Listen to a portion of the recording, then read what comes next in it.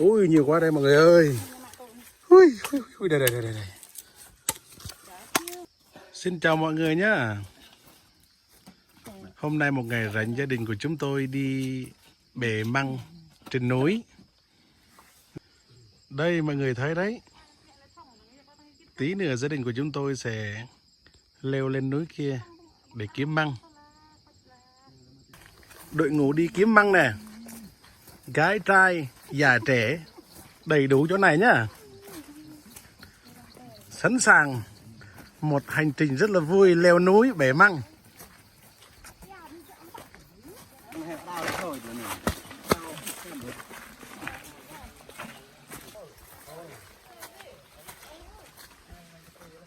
Con đang lì đưa ly hay mà Thế cho mọi người đi bể măng là phải kéo người phụ nữ lên đấy. Một con đường rất là khó đi này. Mọi người cùng theo dõi nhá. Đấy, khó khăn lắm. Ôi mọi người ơi, ở đây có cái hoa gì rất là lạ nè. Hoa gì ta? Chịu luôn á. Đây này mọi người. Hoa này lần đầu tiên đích thấy đấy.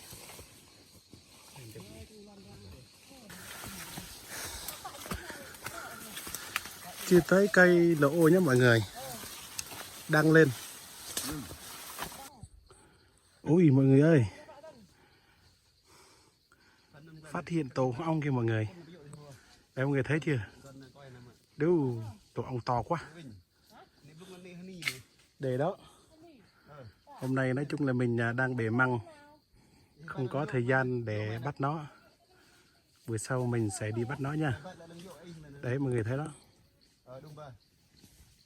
To thật, ui, quá to luôn. Phải đi thôi, không có đốt mình chết đấy. Bữa sau đi bắt.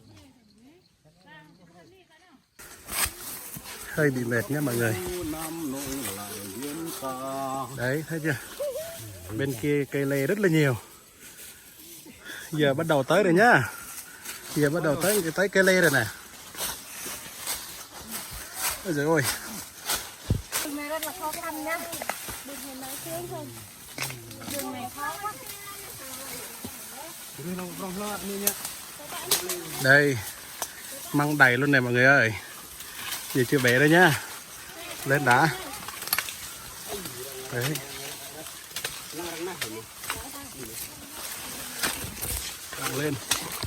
Đang lên. Đâu? Thế nào?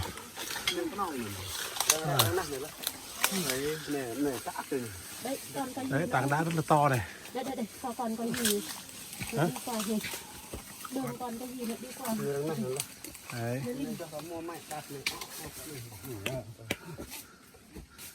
Tảng đá bị bể nha.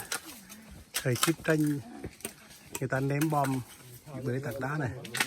Mọi người thấy mấy cái dấu vết vẫn còn trong tảng đá này. Mọi người thấy đấy, dấu vết của súng đạn bom thời chiến tranh này vẫn để lại này.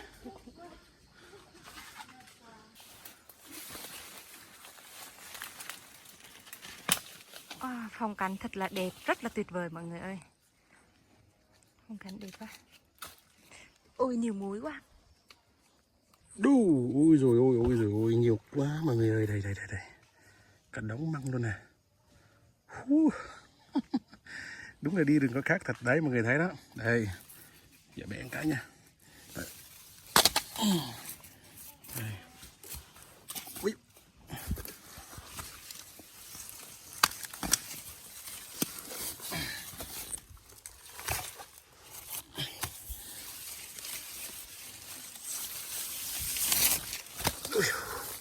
Ui nhiều quá nhiều luôn.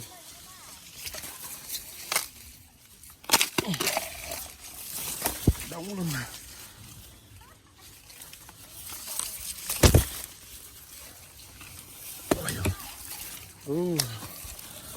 Giờ phải khiêng qua bên kia.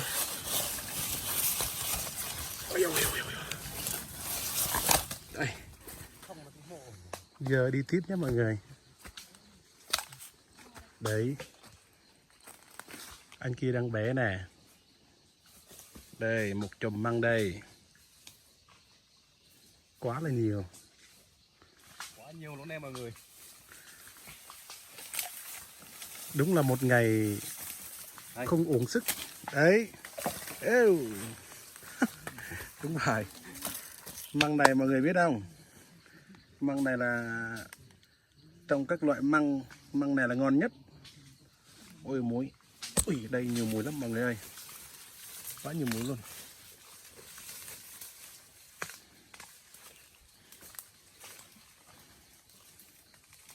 Đó, mọi người thấy đó.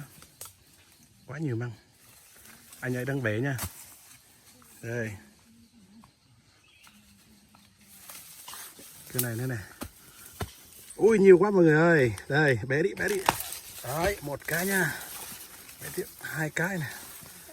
Đấy. Ui dồi ôi, ôi rồi. Quá nhiều luôn. Ui. Đây luôn này. Ui. Lục luôn nhá mọi người. Leo núi mà gùi cả cái vỏ của nó chắc không nổi đâu. Cho nên là phải lục bớt đi cho nó nhẹ. Phải. Mới đầu chưa biết lục.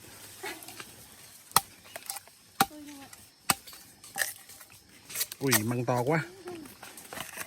Má bớt này bị ép cặp tá.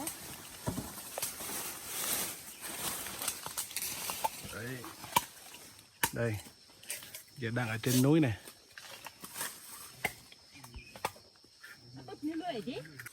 Ui chỗ này cây bằng lăng rất là to mọi người nhá. Đây này. Quá to luôn này. Ui to quá, to quá. Đấy mọi người thấy đó. Cây bằng lăng này. Kia kìa. Nhiều quá này. Đây hết quá. Đây này. Ui. Này. Ui. Tối quá. Đấy. Thấy không? Đây luôn nè. Đấy luôn nè.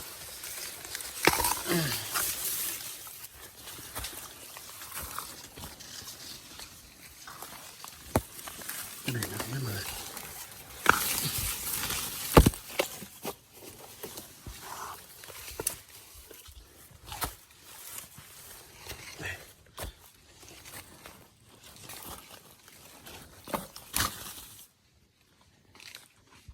Đang bé này nha mọi người. Đây, đây.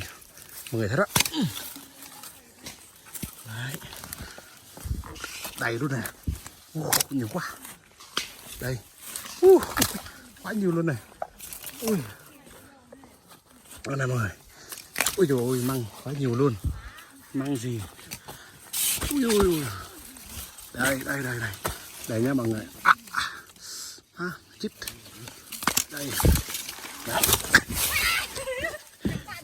Bị ngã, bị trượt chân nhé mọi người. Bị trượt chân. Núi cao quá, núi trơn quá. Giờ hôm qua mới mưa á. Bị trượt chân. Này đây này. Đấy mọi người thấy đó. Đó, nó mới mọc như thế này mới ngon này. Ngon lắm.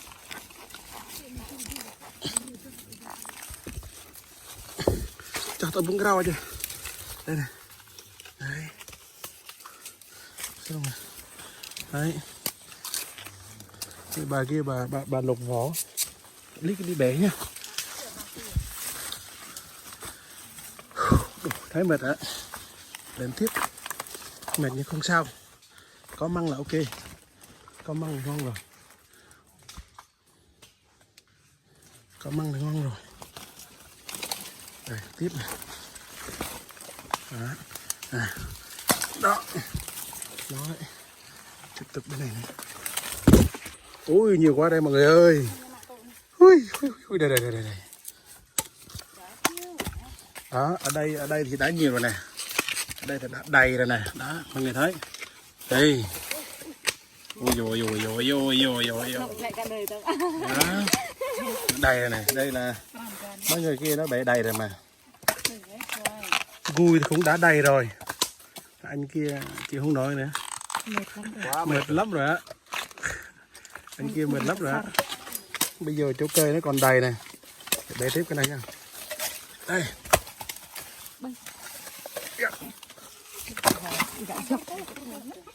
con tốt đây Anh xóa được. Dia kan orang peran ni, dia ngeliat ni kerja. Anh phải quá anh có. nhiều măng quá đây đây làm hết đi bà con ơi, làm hết đi bà con ơi, bà con ơi. Đây là chắc là lần đầu tiên hả? Lần đầu tiên đó, lần đầu tiên thấy măng như thế này nè. Ui. Đấy.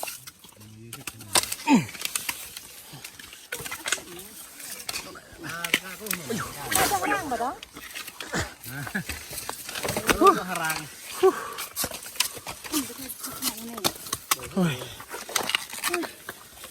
Toát hết mồ hôi rồi mọi người ơi. Ôi nhiều quá. Đấy, bác kia đã một gùi đầy rồi nha. Bác kia đã một gùi đầy rồi đó. Đấy. Còn gùi đây cũng đầy rồi này. Đây, đây là gùi thứ 3 này, đầy luôn này. Đầy gùi xuống đổ. Chắc là mệt lắm rồi, không đẩy nữa. Làm xong một túm đây chắc là đi về. Bữa nào thèm ăn thì vô tiếp. Đây. Làm rất là đây, mọi người thấy đấy. Đó. Bà Căn ở đây luộc măng rất là chuyên nghiệp nha mọi người. Không tăng bóc. Chặt một phát gọt 2 phát, xong rồi khui ra là thấy của nó rất là trắng bóc.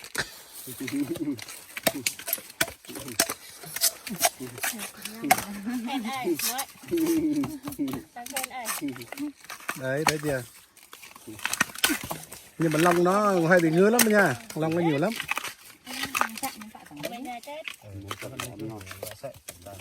Đây.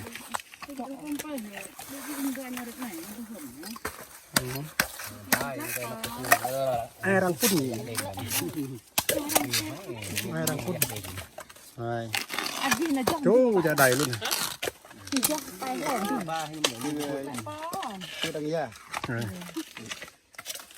Đây là capa Hà Lanh vlog này. Lanh vlog đây nhé mọi người. Nếu mà mọi người thích rừng hoang sơ như anh em chúng tôi đi quay thế này thì hãy đăng ký kênh Lanh Capa nha, hay còn gọi là Lanh vlog. Đây là Tiên Y Bung này, đây Tiên Y Bung, đây đội ngũ đây, anh này là guitar, anh kia là bác gái là ca sĩ, đây là người múa phù họa cho Tiên Y Bung này. Đây là bà xã này, kỹ càng lắm. Nói chung anh em thì chắc là muối hút máu anh em là mỗi người 1 lít đó. Nhưng bà xã thì kỹ lắm mà, nè. Khẩu trang là bao tay rồi đeo ống rồi chắc không có mũi cắn. Ui đầy luôn nè. Đủ muối này. Đấy muối này. Ngồi đứng một tí là một chập là muối nó càng đông nữa. Nó kéo cả đàn, cả làng, cả xóm ấy qua hút máu. Đầy luôn. Nói chung thì măng thì còn đầy nha mọi người, măng thì còn nhiều lắm. Nhưng mà gia đình chúng tôi mệt rồi, với lại cũng đầy gùi rồi, phải về thôi. Khi nào ăn hết cái này bữa sau vô bể tiếp. Đó. Bây giờ là đàn bà đi sau, đàn ông đi trước. Đàn ông mang gùi măng, đàn bà đi sau. Đây. Quen mà. Chuyên nghiệp này. Đấy. Em đây chuyên nghiệp nè, đủ. Gọt giống như gọt mì. Muối quá. Đấy, nhìn thấy chưa? Làm sạch sẽ trắng bóc. Bà gùi. Đấy, hết chưa? Đó còn đó, to. Còn cái to đó. Làm hết luôn. Làm giỏi thật đó. Nhìn em ấy làm thấy áp phê luôn. Thấy chưa?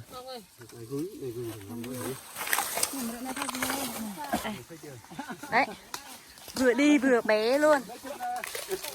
Đầy gùi hết rồi nha, bây giờ xuống núi nha mọi người. Đây, xuống dốc đây mọi người. Wow. Đi từ từ thôi mọi người ơi, cái chân bị ngã nha. Trời ơi, coi ông xã đi kìa. Trời ơi, trời ơi. Chết kiểu này. Giờ xuống núi nha. Đây. Ông ơi, trời ơi, con đường xuống núi rất là cồng kềnh. Khó đi thiệt. Rất là khó đi. Mọi người ơi, chờ mình với. Vừa đi vừa đùa nữa chết á. Nha.